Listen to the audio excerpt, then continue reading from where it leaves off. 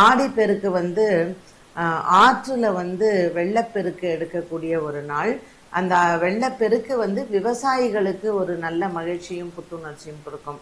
So இந்த ஆடி 18ஆம் பெருக்கு வந்து இந்த ஆடி 18ஆம் பெருக்குல சுமங்கலி பெண்கள் வந்து ஆற்றங்கரையில வாங்க வேண்டிய மங்கள பொருட்கள் பார்த்தீங்கன்னா, விருத்தின்னு சொல்றோம். ஸோ உங்க உங்க வீட்ல கல்யாணத்துக்கெல்லாம் பொண்ணுங்க இருந்தாங்க. நீங்க வந்து எனக்கு தெரிஞ்சு இந்த சில பேர் ஆடி மாசம்லாம் ஜாதகம்லாம் பார்க்க மாட்டாங்க. ஸோ 18ஆம் பெருக்குல வந்து நீங்கள் ஜாதகம் பதிவு பண்ணுறது, ஜாதகம் பார்க்கறது. ஆடி 18ஆம் பெருக்கு இந்த தடவை சண்டே தான் வருது. அதுவும் ஞாயிற்றுக்கிழமை 3வது வாரம். நிறைய பேர் அம்மன் இதில் வந்து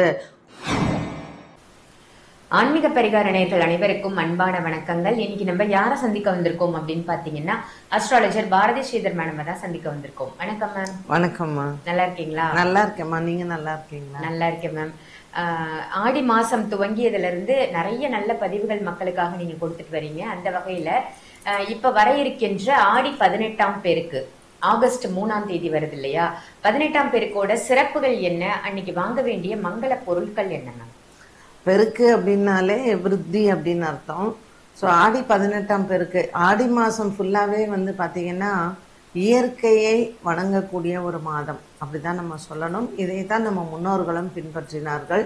ஆடி பெருக்கு வந்து ஆற்றுல வந்து வெள்ளப்பெருக்கு எடுக்கக்கூடிய ஒரு நாள். அந்த வெள்ளப்பெருக்கு வந்து விவசாயிகளுக்கு ஒரு நல்ல மகிழ்ச்சியும் புத்துணர்ச்சியும் கொடுக்கும். ஸோ இந்த ஆடி 18ஆம் பெருக்கு வந்து பயிர்களை வந்து விதைப்பாங்க. அப்போ உங்களுக்கு தை மாதம் அறுவடைக்கு அது சரியாக இருக்கும் அப்படின்னு நம்ம எப்போவுமே சொல்லுவோம் இல்லையா? நம்ம எல்லாத்துக்குமே ஒரு நன்றியை நம்ம சொல்லணும். இந்த பிரபஞ்சத்துக்கு வந்து நம்ம நன்றி சொல்லணும். நம்ம வாழக்கூடிய இந்த பூமி, நம்ம எவ்வளோ பண்ணாலும் அதை தாங்கக்கூடிய இந்த பூமி மாதா, நம்ம எத்தனை இயற்கையை வந்து பொல்யூட் பண்ணுறோம், எவ்வளோ மாசுபடுத்துகிறோம், அது எல்லாத்தையும் தாங்கிக்கிட்டு இருக்கு இல்லையா இந்த இயற்கை.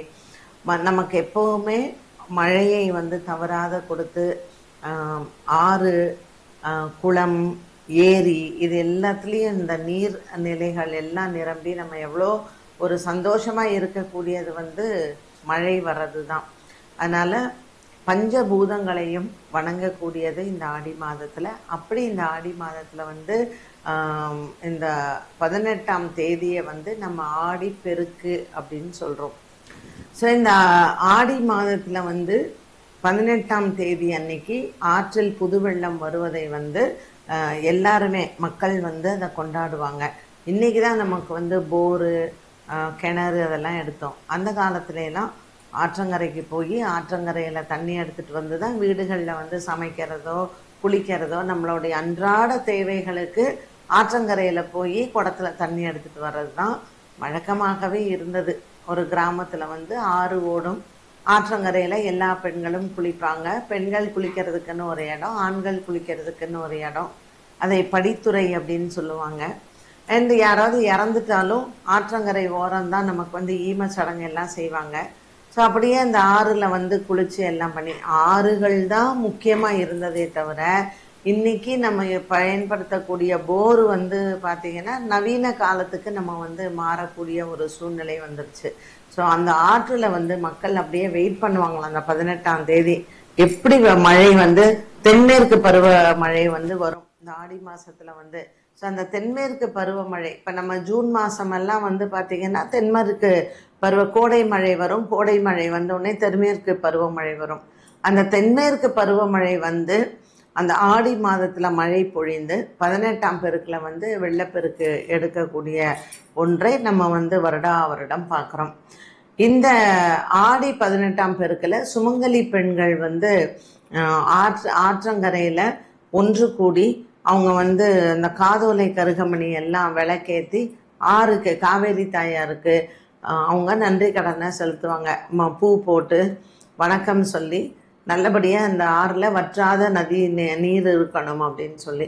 அதனால் இந்த காவேரி தாயாரை வணங்கக்கூடிய ஒரு நாளாகவும் இந்த ஆடி 18ஆம் பெருக்கு இருக்குது. மேம், இந்த ஆடி 18ஆம் பெருக்குல வாங்க வேண்டிய மங்கள பொருட்கள்லாம் என்ன மேம்? இப்போ நீங்க சொன்ன மாதிரி ஆற்றுக்கு போய் ஆற்றுக்கு நன்றி செலுத்தும் விதத்துல ஒரு சில பூஜைகள் அங்க பண்ணுவாங்க. ஆற்றுல அந்த வெத்தலை எல்லாம் கூட விடுறத நான் பார்த்திருக்கேன். அந்த 18ஆம் பெருக்குல வந்து அன்னைக்கு வந்து கலந்த சாதம் தான் பண்ணுவாங்க. கலந்த சாதம் பண்ணுறது ரொம்ப விசேஷம். ஸோ காவேரி கரையில் போய் உட்காந்து காவேரி தாயாருக்கு பூஜை பண்ணிவிட்டு நைவேத்தியமாக எலுமிச்சம்பழ சாதம், தேங்காய் சாதம், சக்கரை பொங்கல், அதுக்கப்புறம் சாம்பார் சாதம், தயிர் சாதம், இந்த மாதிரி 5 வகையான உணவு வகைகளை படைத்து வழிபாடுகள் வந்து செய்வாங்க. ஸோ ஆடி 18ஆம் பெருக்கில் நம்மளும் கலந்த சாதம் எல்லாம் செஞ்சு அம்பாளை வந்து தான் காவேரி தாயாரை வழிபாடு செய்யலாம். வாங்க வேண்டிய மங்கள பொருட்கள் பார்த்திங்கன்னா விருத்தின்னு சொல்கிறோம். ஸோ உங்கள் வீட்டில் கல்யாணத்துக்கெல்லாம் பொண்ணுங்க இருந்தாங்கன்னா நீங்கள் போயிட்டு நகை வாங்கலாம்.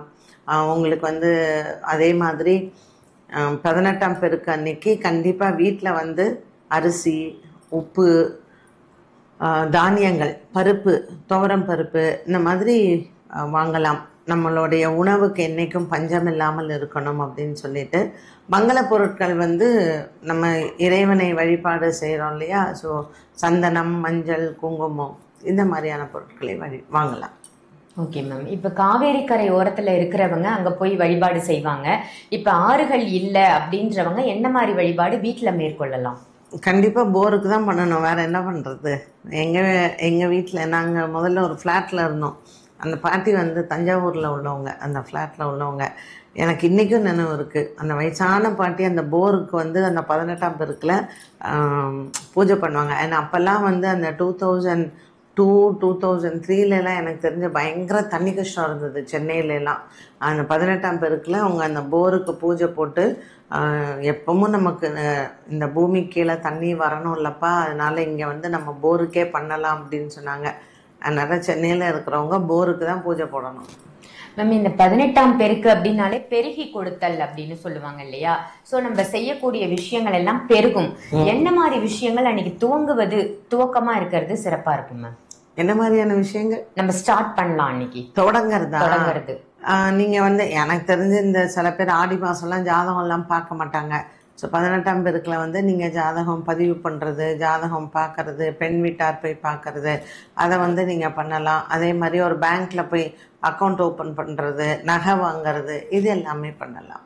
Okay ma'am. அன்னைக்கு பெண்கள் தவிர்க்க வேண்டிய விஷயங்கள் அப்படின்னா எதெல்லாம் அவாய்ட் பண்ண சொல்லுவீங்க? அன்னைக்கு வந்து கண்டிப்பாக கடன் கொடுக்காதீங்க, கடன் வாங்காதீங்க, சண்டை போடாதீங்க. வீட்டில் வந்து கண்டிப்பாக ஏதாவது ஒரு பூஜை பண்ணுங்க. பூஜை பண்ணாமல் இருக்காதீங்க, விளக்கேற்றாமல் இருக்காதீங்க. ஆடி 18ஆம் பெருக்கு இந்த தடவை சண்டே தான் வருது, அதுவும் ஞாயிற்றுக்கிழமை 3வது வாரம். நிறைய பேர் அம்மன் இதில் வந்து கூழ் ஊற்றுறது ரொம்ப விசேஷமாக இருக்கும். ஸோ கூழ் நீங்கள் ஊற்றலைனாலும் போய் கேப்பை இதெல்லாம் வந்து தானியங்கள் எல்லாம் கோவிலில் கொடுங்க. ஏதாவது ஒரு வழிபாடு அன்றைய நாளில் அவசியம் பெண்கள் செய்ய வேண்டும். வீட்டில் அழாதீங்க, சண்டை போடாதீங்க. இப்ப ஆடிப்பெருக்கு அப்படின்னாலே காவேரி தாயாரை வழிபடக்கூடிய ஒரு தினமா தான் இருக்கு இல்லையா? சோ நம்ம ஆலயங்களுக்கு செல்லலாம் அப்படின்னா அம்மன் ஆலயம் எந்த ஆலயத்தை மேம் நீங்க சொல்லுவீங்க? எனக்கு வந்து ஸ்ரீரங்கத்தில் அன்னைக்கு ரங்கநாதர் வந்து காவேரி தாயாருக்கு சீர் எடுத்துன்னு போவார். ரொம்ப அழகாக இருக்கும், ரொம்ப விசேஷமாக இருக்கும். ரங்கநாதர் வந்து வருவார். எந்த அம்மன் ஆலயத்துக்கு வேணாலும் போகலாம். எனக்கு தெரிஞ்சு கருமாரி அம்மன் கோயில் போகிறது விசேஷம். அன்னைக்கு வந்து இந்த நோம்பு சரடு கட்டிப்பாங்க எல்லாருமே. அது ஒரு இனத்தவர்களுக்கு தான் உண்டு.